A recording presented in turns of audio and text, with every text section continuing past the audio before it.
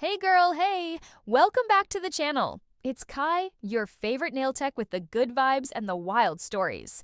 And whew, let me tell you, today's story, it has luxury, law enforcement, and a twist that had me staring at my acrylic brush like, did that really just happen?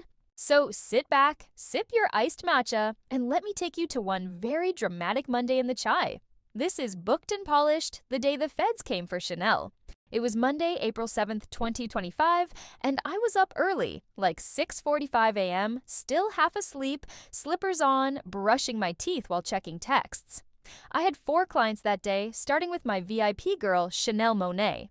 Real estate investor, Instagram baddie, and known for dropping 5-figure bags like she dropping quotes from affirmations apps. She lived in the South Loop, in one of those new glass high-rises off Roosevelt Road, the ones that look like they belong on the cover of Architectural Digest. Her suite? Penthouse 2602. You needed a special elevator code to even get up there. Anyway, I get there around 9:55 a.m. I'm early, she's late, per usual. Her assistant, this girl named India, lets me in with a tight smile and says, "She'll be out in a sec. You want a mimosa?" Of course I do. Don't ask me twice. So I'm setting up my table by the floor-to-ceiling windows overlooking the lake. Absolutely stunning. Chanel finally floats in at 10:13 a.m. in a black silk robe, skin flawless, lashes lifted, and sipping something in a Baccarat glass that I know wasn't just orange juice. "We're doing money green today," she said with a wink. "For court day?" I laughed. I thought she was joking. She wasn't. So we're chatting while I start shaping her stilettos. This girl had serious claws. And she goes, "Sis, the feds froze all my brokerage accounts this morning." Now, I paused mid-buff like, "Excuse me?" She goes, "Yeah, something about wire fraud. They think I moved someone's 401k into one of my shell companies. But it's all a misunderstanding, for real." I chuckled like, "Girl, what?"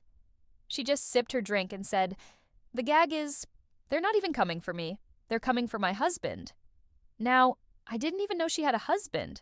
Apparently, she kept him off social media on purpose. Darius Monet, CPA, quiet, corporate, real don't ask me nothing energy. Anyway, I finish her nails. Green chrome with gold foil flakes, very rich Auntie Beats federal charges. I pack up and leave around 11:30 a.m., and I kid you not, as I hit the lobby, 3 blacked-out SUVs pull up.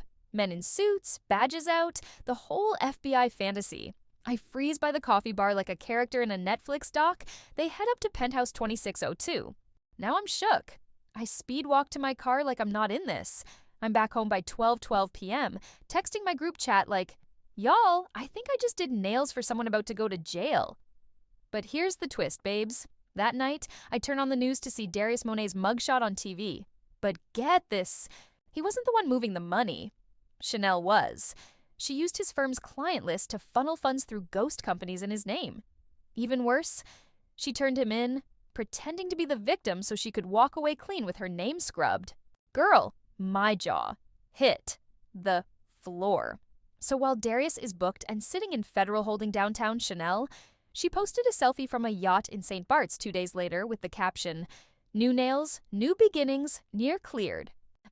So, moral of the story, when someone says money green for court day, you might want to bring neutral polish and a lawyer.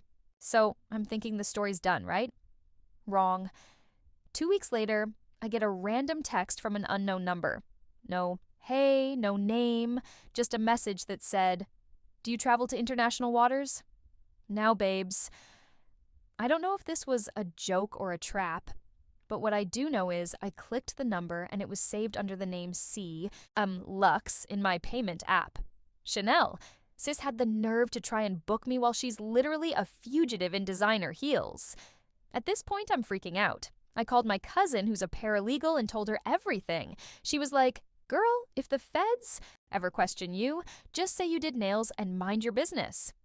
But the gag is, they did. 3 days later, 2 agents in plain clothes came to my building asking questions about a routine financial investigation and wanted to know how often I visited 2602 South Loop Tower. I kept it cute, professional, and said what I knew. Once, she wanted money green nails. That's it. But here's the part that still gives me chills. Right before they left, one of the agents turned back and said, "Funny how she knew you were early that day. Security footage said she wasn't even in the apartment when you arrived." To the channel where mystery meets nail obsession, I break down chilling cases, shocking twists, and unsolved stories you won't stop thinking about. Disclaimer: the crime stories shared on this channel are fictional and created purely for entertainment purposes. Viewer discretion is advised, as the themes may still include sensitive or suspenseful content. Watch as I bring you thrilling tales well. Thanks for watching.